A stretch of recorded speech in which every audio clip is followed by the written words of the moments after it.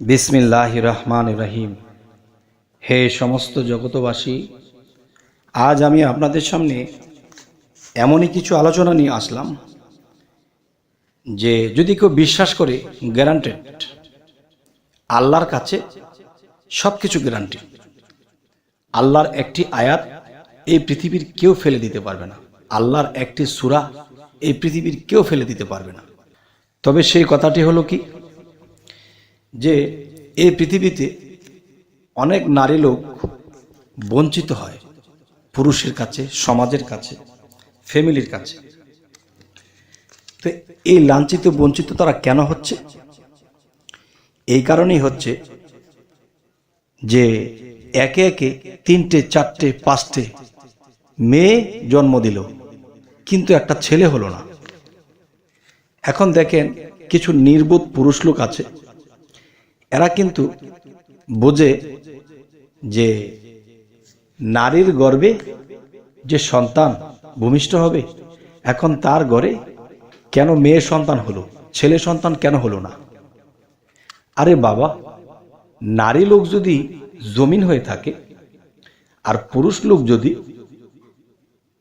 একজন পুরুষ লোক যদি বীজ রূপে হয়ে থাকে, তাহলে সে তো আপনার কাছ থেকে যাবে। আপনি বুঝে কাজ করলেন না যে আল্লাহর কোন নামে, কোনভাবে, কোন নিয়মে চললে, সেখানে সঙ্গমে গেলে কোন নিয়ম আল্লাহ কোরআনে রেখেছে, কোনভাবে এই নিয়ম পালন করলে আল্লাহ আমাকে একটি ছেলে সন্তান দেবে। আন্দাকন্দা চলেছেন। এখন জমিনে যেই রোপণ করা হয়েছে সেটাই তো হবে। আপনি যদি জমিনের মধ্যে বীজ রোপণ করেন যে লাল শাক, তাহলে এখানে মূলা বিচি হবে না। আপনি যদি মূলা বনে থাকেন, তাহলে এখানে কিন্তু পানের গাছ হবে না।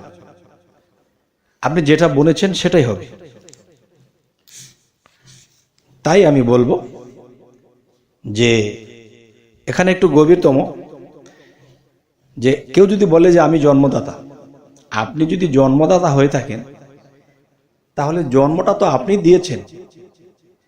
তাহলে আপনার তো বোঝা উচিত যে আল্লাহ আমাকে কোন কৌশল শিখিয়ে দিয়েছে, কোরআনে কোন নিয়ম রেখেছে, কোন নিয়মে চললে আমার ছেলে সন্তান হবে, কোন নিয়মে চললে আমার মেয়ে সন্তান হবে। আপনার একে একে 4 থেকে 5 জন মেয়ে হলো কেন, ছেলে কেন হলো না? এটার জন্য কিন্তু আপনার স্ত্রী দায়ী নয়, এটার জন্য আপনি দায়ী। আচ্ছা, তাহলে এখন আমি যেটা বলবো, যে নিয়মটা আমি বলে দেব, এই নিয়মে যদি কেউ চলে, অবশ্যই অবশ্যই তিনি একজন সুসন্তান ছেলের পিতা হতে পারবেন। সেটি আমি বলছি যে আপনারা যদি মনস্থির করেন যে হ্যাঁ, আমাদের একটা ছেলে সন্তান নিতে হবে, তাহলে মাসের শেষে আপনারা যখন একাত্র হবেন, তখন কি করতে হবে? যে সন্ধ্যার সময় যেমন সূরা ফাতিহা 3 বার, ইখলাস 3 বার এবং ফালাক 1 বার, নাস 1 বার লিখে রাখুন। সূরা ফাতিহা 3 বার, সূরা ইখলাস 3 বার, সূরা ফালাক 1 বার, নাস 1 বার। এটি পরে 1 গ্লাস পানিতে ফু দেন, ফু দিয়ে সে পানিটি খেয়ে নেন। আচ্ছা, এবং আপনার শরীরে, নিজের শরীরে নিজে ফু দেন, স্বামী স্ত্রী দুজনেই। আচ্ছা, যেদিন আপনারা সঙ্গমের চিন্তা ভাবনা করছেন, আপনারা সেই দিন কি করবেন? রাতে 4টা 1 মিনিট, রাতের 4টা 1 মিনিট পর্যন্ত আপনারা আল্লাহর ইবাদতে থাকবেন। আল্লাহর ইবাদতে থাকতে থাকতে তখন কি হবে? যখনই দেখবেন যে 4টা 1 মিনিট হতে যাচ্ছে, তখন সরাসরি 2 স্বামী স্ত্রী মিলে সেজদা করবেন, আল্লাহকে সেজদা করবেন। সেজদা করার পরে আপনারা আল্লাহর নাম নিয়ে আপনারা সেই সঙ্গমে যেতে পারেন। আর সেই টাইমটা কি? 4টা 1 মিনিট। ইনশাআল্লাহ এই ইউটিউবে আমি আছি, বাংলাদেশেও আমি আছি। আমার খবর অবশ্যই নিতে পারবেন যদি আমার কথাটা ভুল হয়, কারণ আল্লাহর কোরআনের বিষয়, আল্লাহর এই সূরাগুলোর বিষয় কখনোই ভুল হবে না, মিথ্যে হবে না। ঠিক 4টা 1 মিনিটে আপনারা সঙ্গমে যান।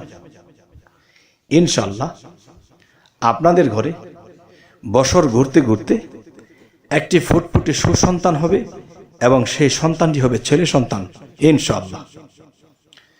তবে আমরা এর কায়দা কৌশল বুঝি না। তবে কি সেই রাত্রটিতে আপনাকে ইবাদতের মাধ্যমে থাকতে হবে। তবে আমি আরো একটি কথা বলতে পারি, ধরেন আপনারা 12টা 1টা পর্যন্ত ইবাদত করেছেন, কিছু ঘুমিয়ে পড়েছেন, 1 থেকে 1.5 ঘন্টা ঘুমান, এরপরে 3টার দিকে উঠে যান। 3টার দিকে উঠে 4টা 1 মিনিট পর্যন্ত 4টা 1 মিনিট পর্যন্ত আপনারা আল্লাহর ইবাদতে থাকেন, সেজদায় থাকেন, জিকিরে থাকেন, নবীর দুরূদ পাঠ করবেন, চোখের পানি ফেলাবেন, এরপরে একটা সেজদা দিবেন, এরপরে আল্লাহর নামের উপরে আপনারা সঙ্গমে চলে যাবেন ইনশাআল্লাহ। যদি সন্তান হয় তাহলে ছেলেই হবে। হ্যাঁ, এখানে আরো অনেক কিছু কায়দা কানুন আছে, যা কিছু আমি আর বলতে পারছি না, কেননা যে ইউটিউবের মধ্যে আরো কিছু গভীর কথা বলা যেত সেটা বলা যাচ্ছে না। তবে এতটুকুই যথেষ্ট একটা ছেলে সন্তান হতে। তবে সামনের যে আলোচনাগুলো পাবেন, যেমন আপনাকে কেউ ক্ষতি করেছে, এই ক্ষতি থেকে আপনি কিভাবে রক্ষা পাবেন, এবং আপনাকে কেউ ক্ষতি করতে পারবে না, কি করলে আপনাকে ক্ষতি করতে পারবে না সেই জিনিসগুলো দেওয়া হবে। এবং যে আপনার মেয়ে আছে, বোন আছে, বিয়ের সময় পার হয়ে যাচ্ছে, বিয়ে হচ্ছে না, এই বিষয়ে আপনারা সমাধান পাবেন। আরো কিছু পাবেন, সেটি হলো আপনি নৌকায়, জাহাজে বা প্লেনে চড়ে যাবেন। এখন একটা মনের মধ্যে সন্দেহ থাকে, যদি প্লেনের পাখা বন্ধ হয়ে যায় তাহলে তো পড়ে যাব, মরে যাব, ধ্বংস হয়ে যাব। যদি জাহাজ দিয়ে যাচ্ছেন, যদি নদীতে ডুবে যায়, নৌকা দিয়ে যাচ্ছেন, যদি ডুবে যায়, এরকম ভয়ভীতি যদি থাকে কারো, তাহলে এই ভয়ভীতি থাকবে না এবং আপনি সুরক্ষিত থাকবেন, আপনাকে কেউ ক্ষতি করতে পারবে না, আপনার জাহাজ ডুববে না, প্লেন বাস্ট হবে না। তাহলে আল্লাহর কোরআনের মধ্যে এই জিনিসগুলো রেখেছে, আর এই জিনিসগুলো থেকেই আপনাদের সাথে কথা বলা হবে ইনশাআল্লাহ। তবে হে সমস্ত জগতবাসী, সাবস্ক্রাইব করে আমাদের সাথেই থেকে যান, যাতে পরবর্তীতে সেই আলোচনাগুলো নিয়ে আপনাদের কাছে আসতে পারি। সকলেই ভালো থাকবেন। আল্লাহ হাফিজ।